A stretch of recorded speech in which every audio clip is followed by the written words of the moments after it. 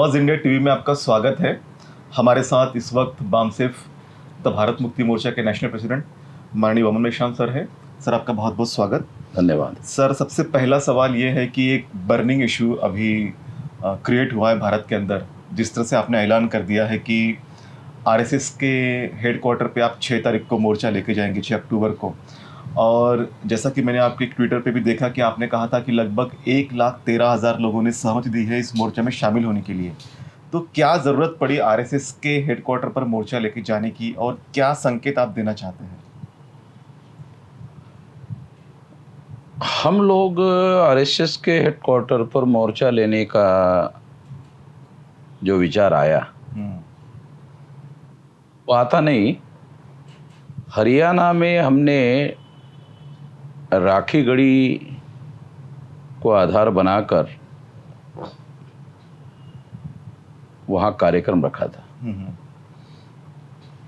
तो जिस प्रकार से बीजेपी सरकार ने गुंडागर्दी करके हमारे कार्यक्रम को रोकने का कोशिश की, वो प्योरली बहुत ज़्यादा संविधान विरोधी काम था। हमारा ये कहना है कि जब आप हरियाणा की सरकार संविधान की शपथ लेकर आप सरकार बनाई और सरकार चला रहे हो, तो आपकी जिम्मेदारी है संविधान की रक्षा करना। आप ऐसी शपथ लेते हो। सही बात है। तो आर्टिकल 19 केवल संवैधानिक अधिकार नहीं है, मौलिक अधिकार है, फंडामेंटल राइट है। और फंडामेंटल राइट का वायलेशन करने का कोई अधिकार सरकार के पास नहीं है, बल्कि उसकी रक्षा करने का, और रक्षा करने के लिए पुलिस फोर्स लगाया जाना चाहिए। और दूसरे गुंडे अगर बदमाशी कर रहे तो उनको रोककर हमारे मौलिक अधिकार का काम करना चाहिए।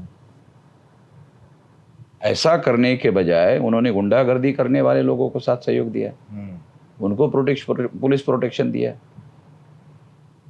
उनकी औकात नहीं है हम लोगों के साथ में पंगा लेने की। जो झगड़ा करने वाला आदमी है वो हत्या करने की भी बात कर रहा है, तो उन लोगों से हम लोग डरने वाले हैं नहीं। तो जब हमको उन्होंने ऐसी गुंडागर्दी करके रोकने की कोशिश की और सरकार ने उनको हेल्प करने की कोशिश की, मदद करने की कोशिश की, ये उनका आचरण संविधान विरोधी था। हमने अपना कार्यक्रम दिल्ली में शिफ्ट कर दिया और दिल्ली में कर लिया। कार्यक्रम फिर भी हमने नहीं रोका, हमने कार्यक्रम किया। और उस कार्यक्रम में फिर इस वजह से संविधान की रक्षा करने के लिए हमने सोचा ये तो आरएसएस के पैदा किए हुए बच्चे साले ये नाजायज तरीके से काम कर रहे हैं, तो इन नाजायज बच्चों को पैदा करने का काम आरएसएस ने किया। अच्छा, ये संविधान विरोधी बच्चे जो सरकार चला रहे हैं ये आरएसएस के पैदा किए हुए लोग हैं। तो फिर हमने सोचा इन बच्चों को क्या किया जाते, बाप को पकड़ते। यूपी में भी तो इसलिए बाप को पकड़ने के लिए हमने फिर वहाँ आरएसएस के मुख्यालय पर घेरने का ऐलान किया। उसके बाद उन्होंने उत्तर प्रदेश के राज्य अधिवेशन को रोकने का काम किया। और वो जिन्होंने रोकने का काम किया वहाँ जो सक्रिय रूप से काम करने वाले अधिकारी थे वो सारे के सारे ब्राह्मण थे। पुलिस चौकी का इंचार्ज भी ब्राह्मण ही था। अच्छा, तिवारी। तो आउट ऑफ वे जाकर, संविधान के विरोध में जाकर वो ऐसा कर रहे। मैं तो बात को मानने वाला नहीं हूँ, पुलिस की बात है, किसी की भी नहीं मानूंगा। अगर तुम संविधान के विरोध में जाके काम कर रहे हो और हम संविधान के दायरे में रहकर काम कर रहे हैं, तो हम तुम्हारी बात क्यों माने। तो हमने उसके विरोध में, संविधान की रक्षा करने के लिए उसके विरोध में प्रोटेस्ट दिन भर चलाया, सुबह 5 बजे तक। बहुत ज्यादा हुआ। अधिवेशन अगर होता तो 10-20 लाख लोगों तक आवाज जाती। उनकी वजह से 21 करोड़ लोगों तक आवाज गई हमारी। तो मैं तो धन्यवाद देता हूं कि उन्होंने ऐसा किया और ऐसा हर राज्य में करे। बहुत जल्दी इन लोगों का बंदोबस्त करूंगा मैं। अगर वो जैसे यूपी में किया वैसा ही काम अगर देश के सारे राज्यों में हमारे लिए करे तो फिर तो ये बहुत जल्दी सारे देश भर में फैल जाएगी। तो गधेपन की सारी हद हो गई है? मैं इनकी बातों को मतलब रुकने वाला नहीं हूँ। पुलिस वाले मुझे रोकने की कोशिश करे और मैं रुक जाऊंगा, ऐसा तो फडणवीस की सरकार थी ना, मैं परिवर्तन यात्रा लेके चल रहा था, तब भी उन्होंने 2 कमिश्नर भेजे थे, नहीं माना। मैंने कहा जेल में लेके जाओ, मैं जेल में जाऊंगा। गांधी जेल में जाते जाते महान हो गया तो मैं कौन सा छोटे होने वाला हूँ। आपको जेल में जाने मैं से कौन कोई सा चोरी दिक्कत नहीं चकारी है। डकैती डालकर जेल में जा रहा हूं। मैं तो हमारे संवैधानिक अधिकारों की रक्षा करने के लिए लड़ रहा हूं। तो क्या ये दो ही वजह है कि आरएसएस के मुख्यालय पे आप घेरना चाहते हैं, क्या और कोई वजह भी है? वो जैसे हमने उसको वजह वजह के बारे में हमने पम्पलेट निकाला, आप लोगों के पास वो पम्पलेट पहुंचा होगा कि उसमें कम से कम 12 मुद्दे हैं। अच्छा। उसके बाद एक मुद्दा आया, वो मुद्दा है कि फोन टेपिंग का मुद्दा पिछले समय में सुप्रीम कोर्ट में भी गया था। हाँ, यस। और उसके बारे में फोन टेपिंग का अभी हमारे पास इलाज करा था और मेरा फोन टेपिंग किया, उसका सबूत हमारे पास है। ओह, ये अच्छा। मतलब ये हैरान करने वाली बात है कि उसका सबूत हमारे पास है। बामसेफ से काफी डरे वो हुए सुप्रीम कोर्ट में लोग गए, हाँ। मगर वो लोग सबूत नहीं दे पाए। मेरे पास सबूत है। ये रैली होते ही मैं सुप्रीम कोर्ट में भी जाने वाला हूँ। अच्छा, ओके। समझ रहे क्या?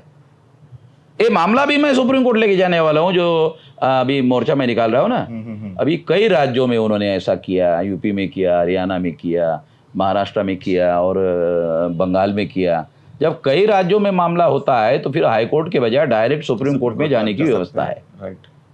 नहीं तो 4 राज्यों में जाना पड़ेगा, तो उसके बजाय सुप्रीम कोर्ट में चले जाएंगे। तो मैं तो बामसेफ कानून और संविधान के दायरे में रहकर काम करने का आदी हूँ। हाँ, तो बामसेफ से इतना खौफ क्यों है? आपके फोन टेप किए जा रहे हैं, आपके अकाउंट्स की जांच हो रही है, आपके प्रोग्राम्स रोके जा रहे हैं। नहीं, वो तो हमारे कुछ गद्दार लोगों के द्वारा उन लोगों को उन्होंने बैंक में, दिल्ली में, बॉम्बे में, पूना में एप्लीकेशन करवाया और उस एप्लीकेशन को करने के बाद में उन्होंने बैंक व्यवस्थापन को ये सरकार वाले आरएसएस वाले लोगों ने कहलवा कर वो सीज किया। ओके। ठीक है, सीज करने के बाद जब हमने 2-3 लोगों को भेजा बैंक मैनेजर को, तो आप तो पिछली बार बोल रहे थे, मैनेजर को कहा कि हर जगह तो अमन मेश्राम का ही संगठनात्मक है सारा, तो अब क्या हुआ? हाँ, ये सब ऊपर से हो रहा है, मैनेजर बोल रहा। तो उस आदमी ने हमें लिख कर दिया हस्ताक्षर में कि तू ऊपर से हो रहा है। तो ऊपर से क्या हो रहा है? अल्लाह ताला कर रहा है क्या? ऊपर से ब्रह्मा कर रहा है क्या? ऊपर का मतलब सेंट्रल गवर्नमेंट कर रहा है। दिल्ली में पुलिस अथॉरिटी स्टेट गवर्नमेंट के पास नहीं है, तो उनके पास है। तो उन लोगों ने किया, उनके इशारे पर हमारे कुछ दलाल और बड़वे लोग हैं वो कर रहे हैं, तो उस वजह से उन्होंने किया। वो मामला हमारा कोर्ट में चल रहा है। अच्छा। और आने वाले समय में वो भी एक मुद्दा है। अच्छा, ओके।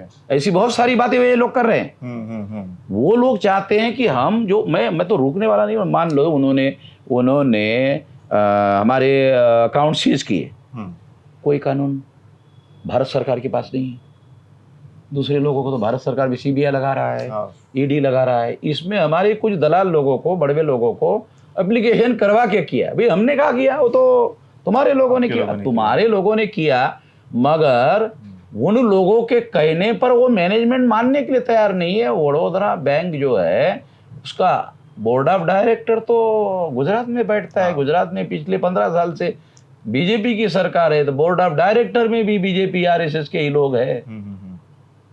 उनके इशारे पर ये सारा हो रहा है। तो वो ये सोचते थे कि इनके पैसों पर अगर कंट्रोल किया जाए तो इनकी गतिविधियां थोड़े कम हो जाएगी। तो हमने बढ़ा दिया, बढ़ा दिया, ज्यादा कार्यक्रम शुरू कर दिया। पूरे भारत में। मैंने दूसरी बात उनको कही कि तुमने हमारे बैंक के अकाउंट को सीज किया, पीपल्स बैंक को कैसे रोकोगे? सही बात है।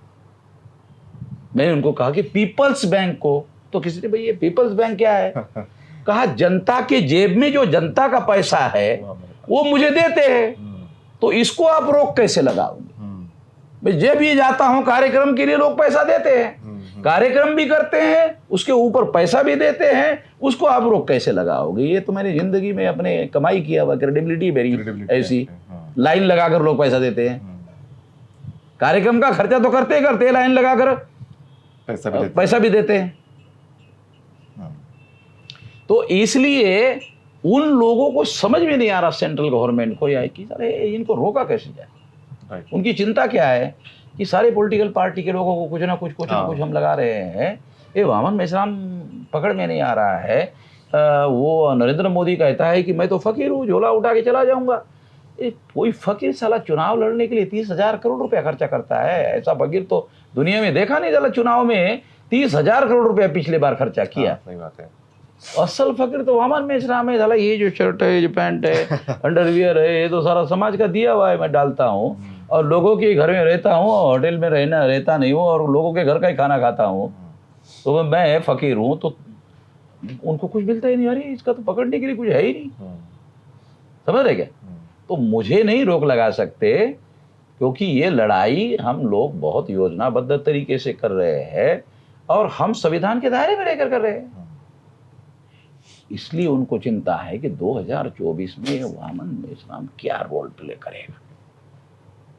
2024 समझे? हाँ। वो उनको ये चिंता है, मुझे नहीं। हाँ, उनको ये चिंता उनको ये कि 2024 में वामन मेश्राम जो महागठबंधन बन रहा है उसमें शामिल तो नहीं होगा। वो ये चिंता है, क्योंकि कांग्रेस को हमने कमजोर कर दिया, मगर इनकी ताकत संगठित है, ये कैडर बेस है। आरएसएस ही कैडर बेस नहीं है, ये भी कैडर बेस है।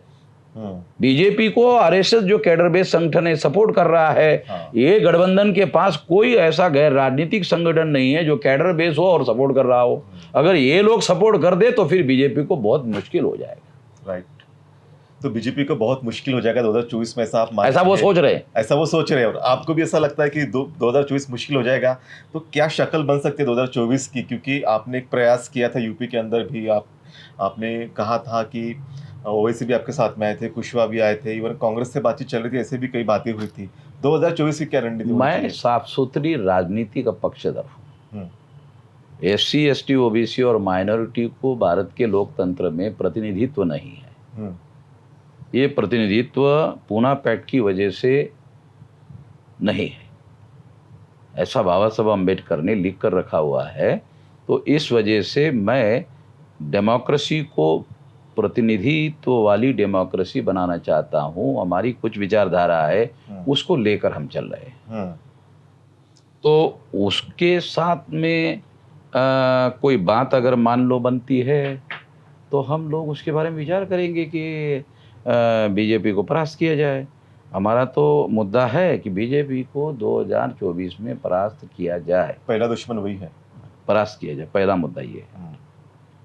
इस पर अपोजिशन पार्टी के लोग जो है वो गठबंधन करके चुनाव लड़े, महागठबंधन बनाए। लालू नीतीश भी अभी कुछ दिन पहले सर्वे रिपोर्ट आया था कि अभी अगर चुनाव हुआ तो 36% वोट जो है वो बीजेपी को पड़ेंगे, 64% वोट जो है विरोधी पार्टी को पड़ेंगे। मगर अपोजिशन की समस्या ये है कि वो सारे लोग मिलकर चुनाव लड़ेंगे, इसकी संभावना कम है। और अगर ऐसा महागठबंधन नहीं बना तो सरकार बीजेपी की ही बनेगी, ऐसा वो सर्वे रिपोर्ट था। अच्छा। तो हम लोग चाहते हैं कि भाई ये गठबंधन जो है वो बने और ये इसी साल तक बनना चाहिए और 2023 में सारे अपोजिशन के लोग मिलकर आंदोलन की रूपरेखा तैयार करें। राइट। तो 2024 में चुनाव के पहले 2023 में ऑल अपोजिशन आंदोलन का काम करने का काम करें। जिस तरह से 2 दिन पहले लालू और नीतीश सोनिया गांधी से मिले थे, तो आपको ये लगता है कि एक सकारात्मक राजनीति की पहल है? लेकिन दूसरी तरफ ये भी देखा जाता है कि मायावती इस गठबंधन में नहीं है। मायावती स्पेंड फोर्स है। स्पेंड फोर्स अंग्रेजी का शब्द है दागा व कारतूस। दागा व कारतूस का अर्थ समझे? यानी बंदूक से गोली निकल गई है, अब गोली का उसका कोई उपयोग है नहीं है। काशीराम जी ने आरपीआई को परेशान होकर बीएसपी का निर्माण किया, ऐसा उन्होंने एक भाषण में भी कहा है, इंटरव्यू में भी कहा है। और पुणे में उन्होंने आरपीआई में काम करके मेहम महापौर भी बनाया था। राइट। ये रिकॉर्ड है। जिस आरपीआई से परेशान होकर बीएसपी बनाए, अभी उसी स्थिति में मायावती पहुंच गई। मतलब दूसरों को परेशान करने, जैसे आरपीआई वाले है ना टांग अड़ाने का काम, वैसे ही अब टांग अड़ाने का काम कर रहे मायावती। तो बीजेपी के आरएसएस के इशारे पर काम कर रही है। अभी उसका वोट ऑफ परसेंटेज 12 रह गया। 12% रह गया। ठीक है। अब ये 12% वोट जो है ये चुनाव में कम हो जाएगी। मतलब ये चुनाव में हम कोशिश करेंगे कि अभी मायावती का आखिरी राम नाम सत्य हो जाए। वो वैक्यूम आप फिलअप करेंगे आपकी बहुजन मुक्ति उत्तर पार्टी? प्रदेश में संगठन हमारे पास ही है, मायावती के पास संगठन का है। हमारे पास कैडर बेस ऑर्गेनाइजेशन है, हमारे पास सारे नौजवान लोग जो है उत्तर प्रदेश के वो हमारे पास है। बहुत सारे बीएसपी के लोग छोड़ छाड़ के आ रहे हैं। मायावती के पास अब लोगों का कोई रुझान नहीं है। मायावती के बारे में लोगों का ये भी रुझान है कि अब इसके साथ रहने का मतलब अपना भविष्य चौपट करने का।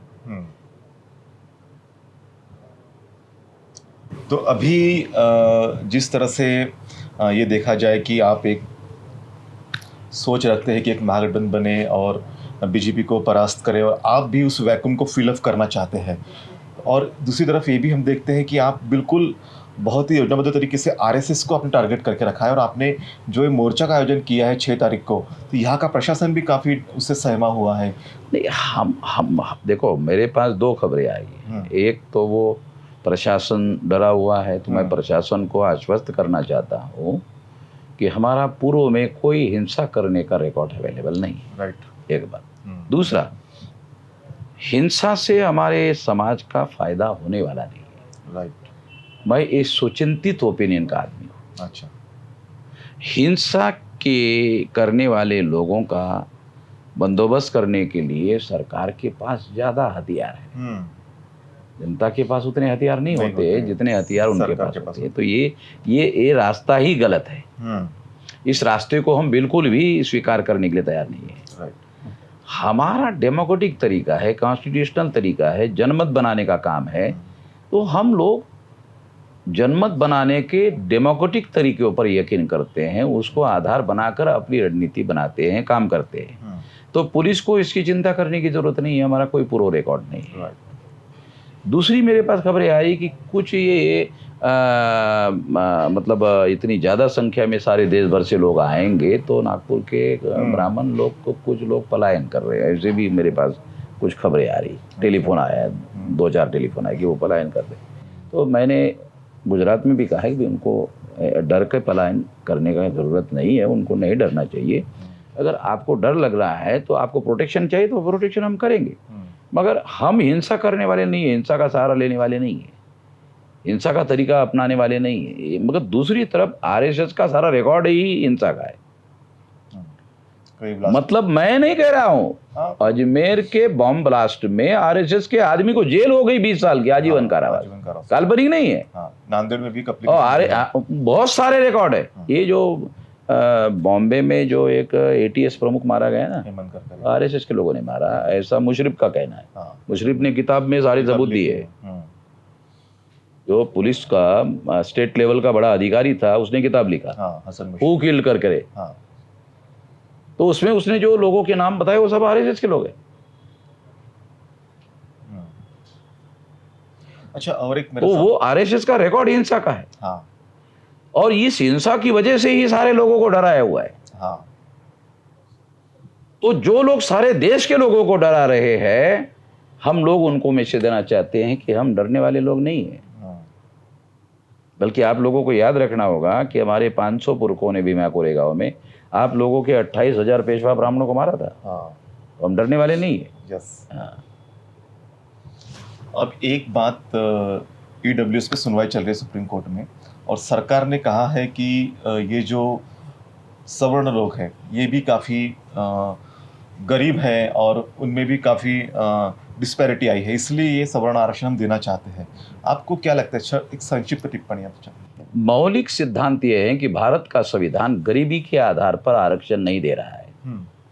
और 50% Those who are not adequately represented, पता नहीं सुप्रीम कोर्ट वाले, सुप्रीम कोर्ट में वकील लोग जो है ये क्यों नहीं कह रहे हैं कि जिनका पर्याप्त प्रतिनिधित्व प्रशासन में नहीं है उनको आरक्षण।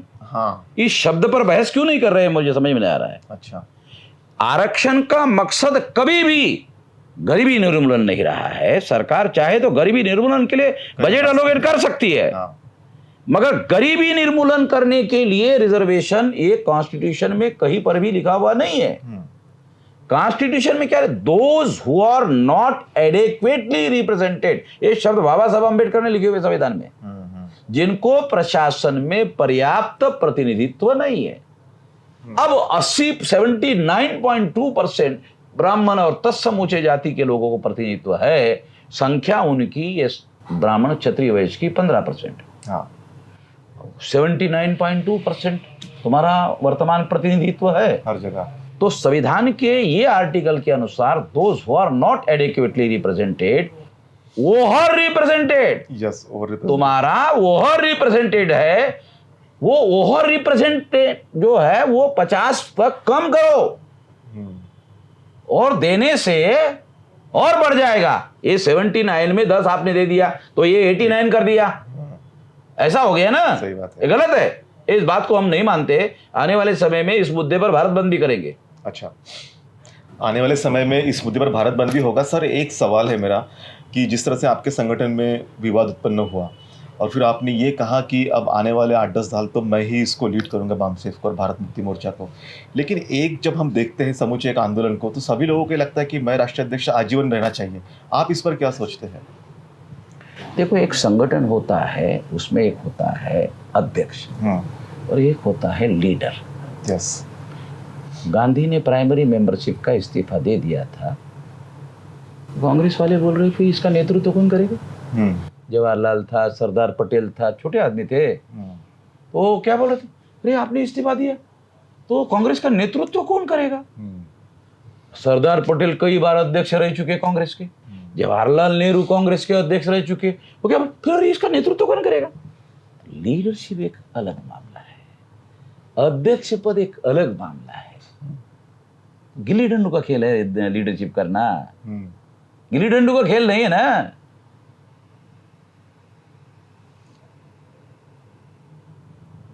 नेतृत्व करना गिल्ली डंडू का खेल नहीं है, बहुत बच्चों का खेल नहीं है।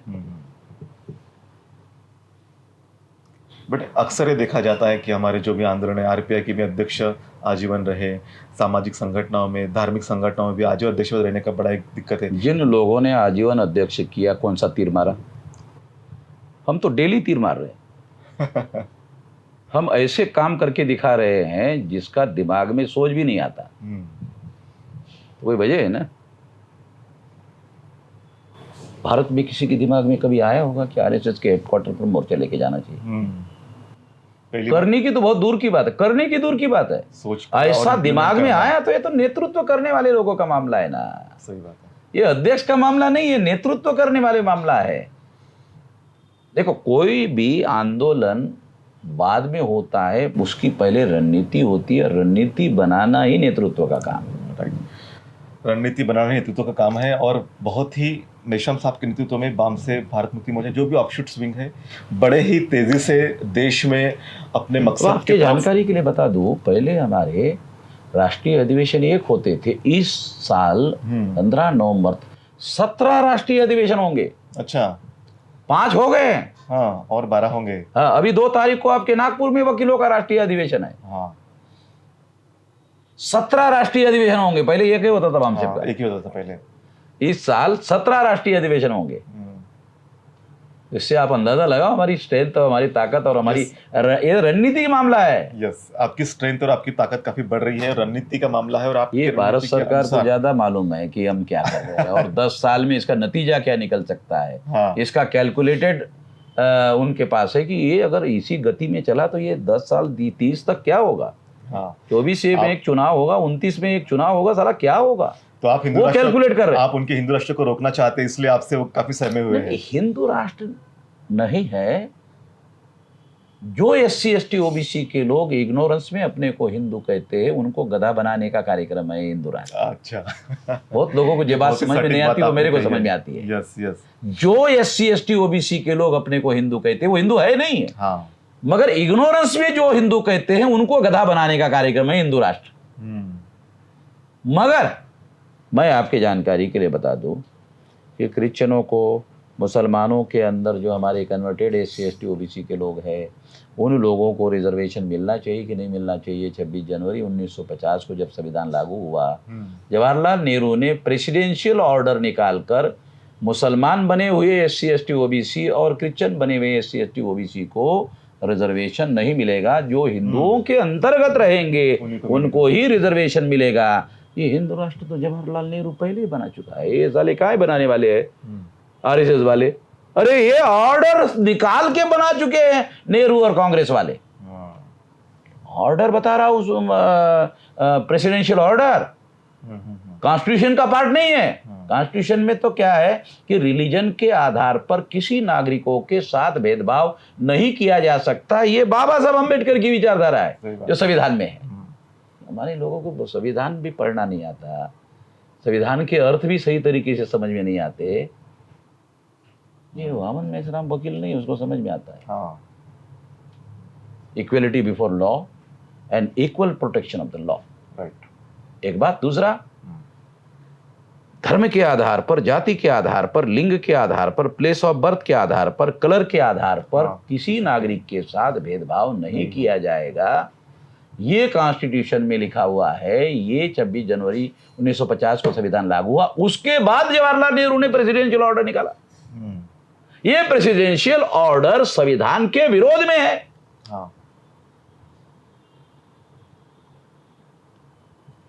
हमारा कहना है ये संविधान के विरोध में है। और उन्होंने कहा कि नहीं, जो हिंदुओं के अंतर्गत है उतने ही लोगों को मिलेगा। तो ये प्रेसिडेंशियल ऑर्डर हिंदू राष्ट्र नहीं है।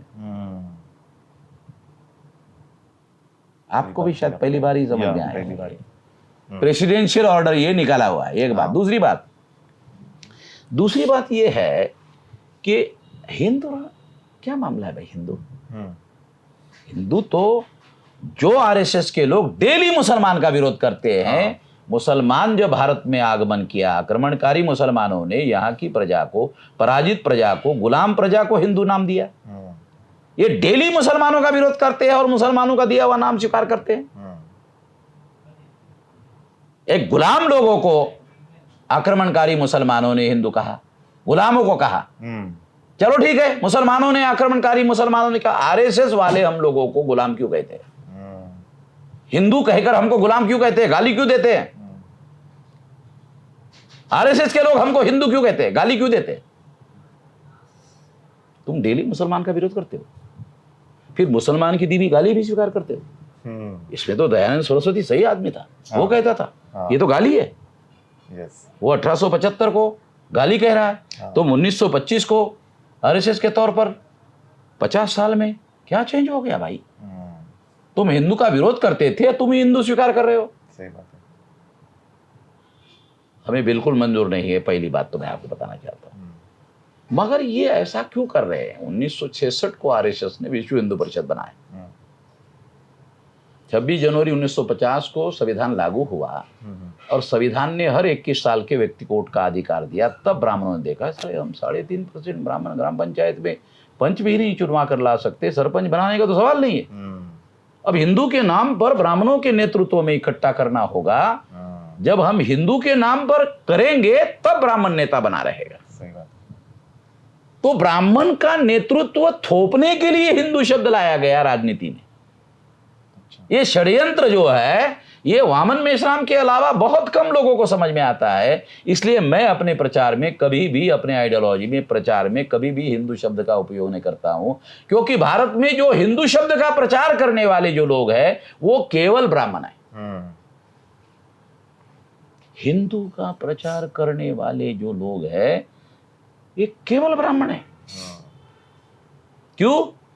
क्योंकि हिंदू के नाम पर SC ST OBC के लोगों को वोट लिए जा सकते हैं और उनको देना कुछ नहीं पड़ता है। ये SC के नाम पर अधिकार है, ST के नाम पर अधिकार है, OBC के नाम पर अधिकार है, हिंदू के नाम पर कोई अधिकार नहीं है। सही बात है।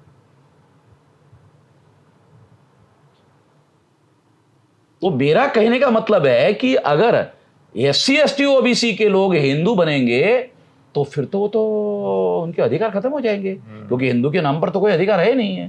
प्रेसिडेंशियल ऑर्डर जो है वो जवाहरलाल नेहरू ने संविधान के बाद डिक्लेयर किया और वो प्रेसिडेंशियल ऑर्डर कॉन्स्टिट्यूशनल नहीं है।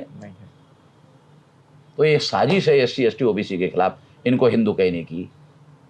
अगर देखा जाए, देखो सिंधु घाटी की सभ्यता में कोई हिंदू नहीं है। उसके बाद जो महावीर ने और बुद्ध ने अभियान चलाया उसमें हिंदू नहीं है। ठीक है। उसके बाद मौर्य साम्राज्य में हिंदू नहीं है। मौर्य साम्राज्य का आखिरी राजा सम्राट बृहदत्त मौर्य जो है उसकी हत्या पुष्यमित्र शुंग ने की। उसके बाद में तुमने रामायण लिखा, रामायण में हिंदू नहीं है, महाभारत में हिंदू नहीं है। रामायण जो है दशरथ जातक की चोरी करके लिखा, ऐसा नहीं कह रहा हूँ। हाँ, ब्राह्मण को चुनौती है, गलत साबित कर दे। हाँ, बिल्कुल। दूसरा, 31 जातकों की चोरी करके महाभारत लिखा तुमने, साले चोर हो तुम। चोर नहीं, महाचोर हो तुम, काहे के विद्वान हो? ये तो तुमने जातक कथाओं की चोरी करके रामायण और महाभारत लिखा, और ये यहां तक कहीं पर भी हिंदू नहीं है। बिल्कुल नहीं। हिंदू शब्द आक्रमणकारी मुसलमान जब भारत में आते हैं तब वो लोग उनको हिंदू कहते हैं, क्योंकि पर्शियन भाषा में स का उच्चारण नहीं किया जा सकता, स का उच्चारण ह होता है, इसलिए सिंधु का हिंदू कि इस आसपास रहने वाले लोग जो है हिंदू है।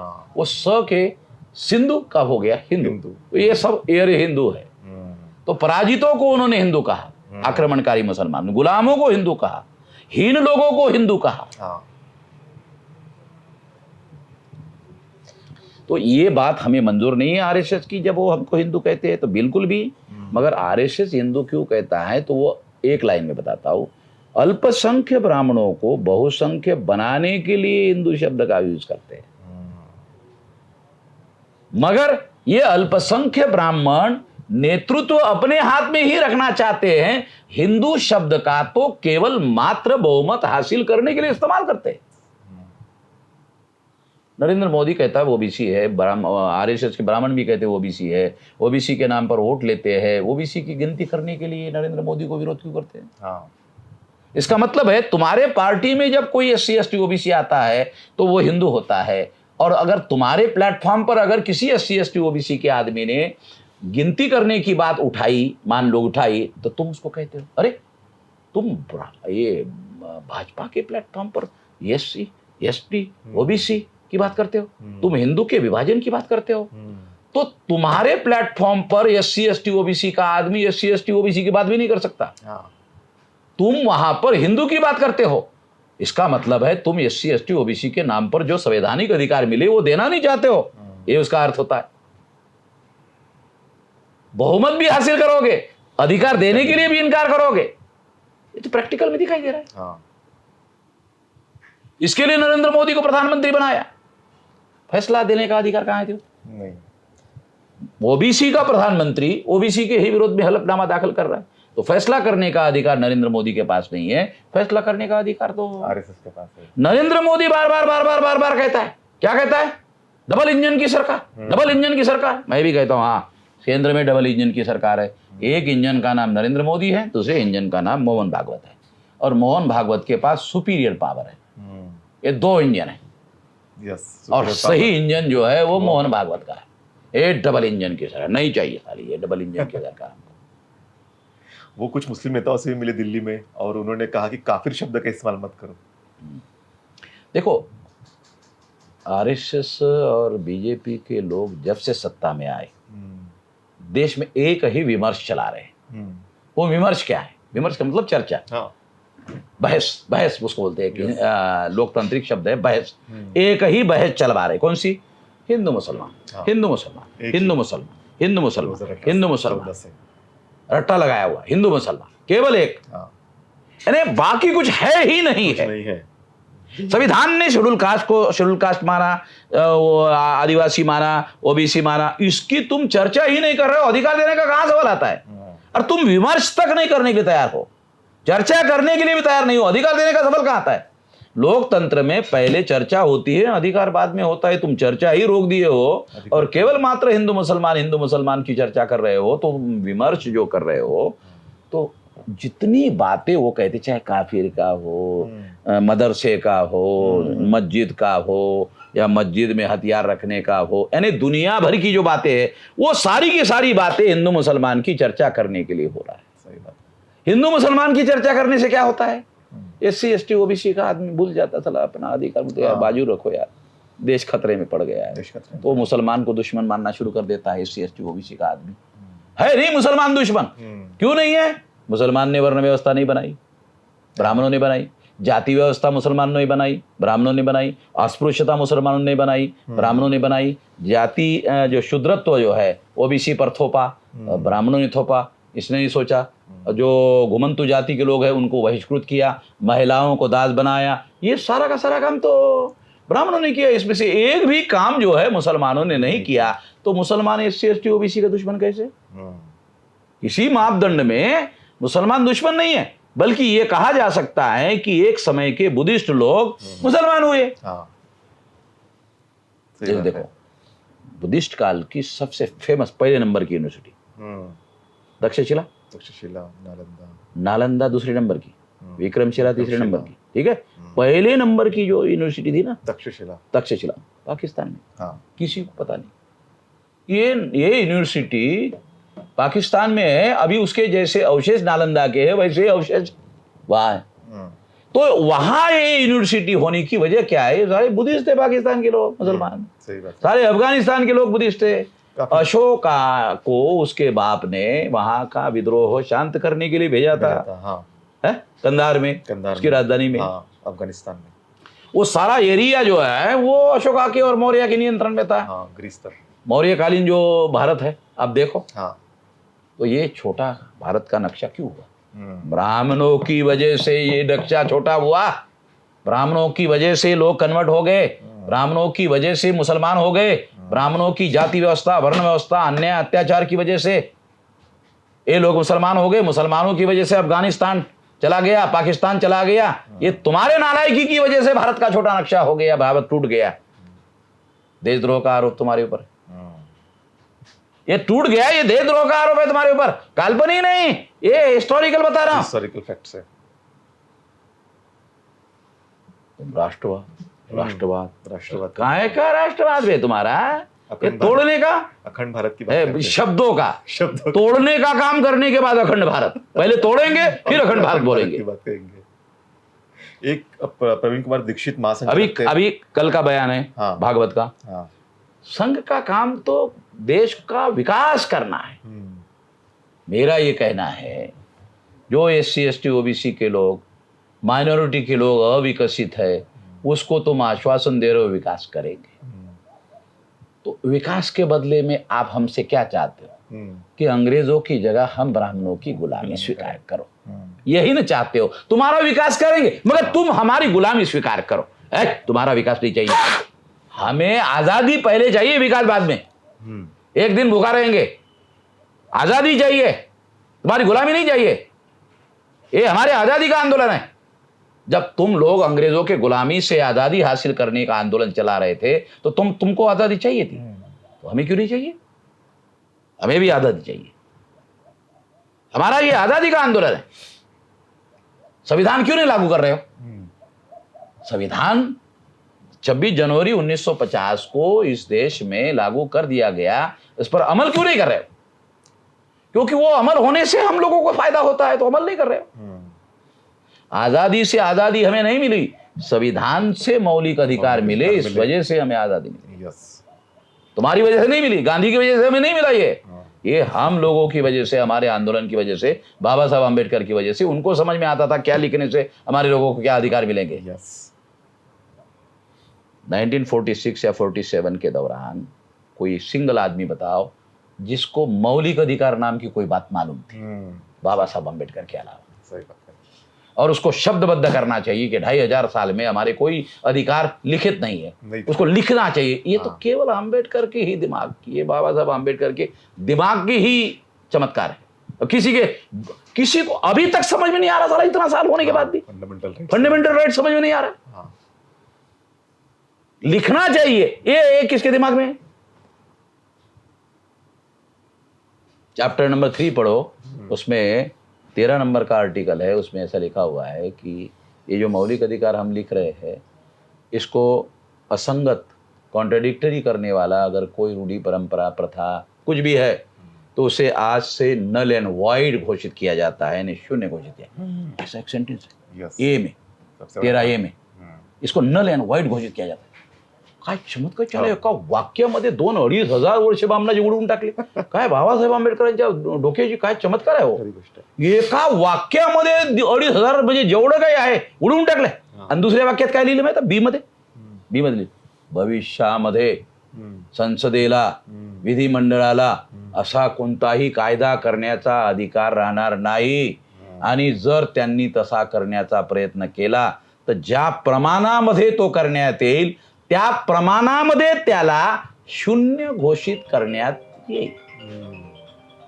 म्हणजे अगोदरच आधीच कायदा बनण्याच्या अगोदरच करून टाकले हा, की आधीच. तुम्हाला भूतकाळ तर संपवला, हा, पण भविष्यात सुद्धा तुम्हाला असा कायदा करता येणार नाही. बाबासाहेबाला आशंका होती की चायला हे बहुमताच्या आधारावर हे बदमाशी करतील. कोणाला कळते ते वाचलं सुद्धा नाही आपल्याला.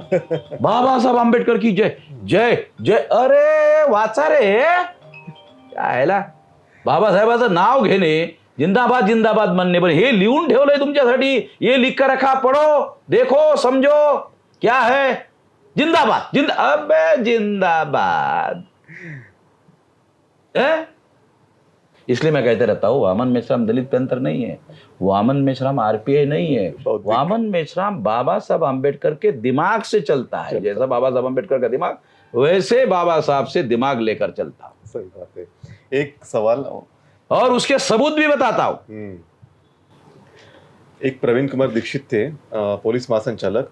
उन्होंने एक बयान दिया था कि अगले 10 सालों में पीएफआई भारत को मुस्लिम राष्ट्र करना चाहता है.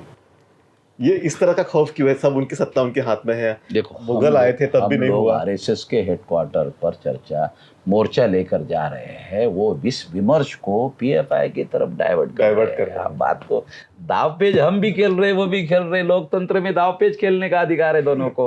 वो चर्चा को दूसरे तरफ लेके जा रहे हैं, हम चर्चा को हेडक्वार्टर के तरफ लेके जा रहे हैं. वामन मेश्राम को अरे रुक जाओ रे भाई मेश्राम, रुकने वाला है नहीं है वामन मेश्राम. तो क्या करे, विमर्श को दूसरे तरफ डाइवर्ट किया जाए, ये मामला है. सही बात है. तो हम तो ये बात समझ रहे हैं ना, हमको दूसरों को नहीं समझ में आता, हमको समझ में आता है. तो विमर्श को दूसरी तरफ डाइवर्ट करने की भी कोशिश होती है, लेकिन मेश्राम साहब रुकने वाले नहीं है. वो बिल्कुल ताकत के साथ ये मोर्चा लेके जाएंगे और एक सांकेतिक रूप में जो है एक संदेश भी देंगे. तो सर, आप हमारे बीच में आए, इसके लिए आपका बहुत बहुत धन्यवाद.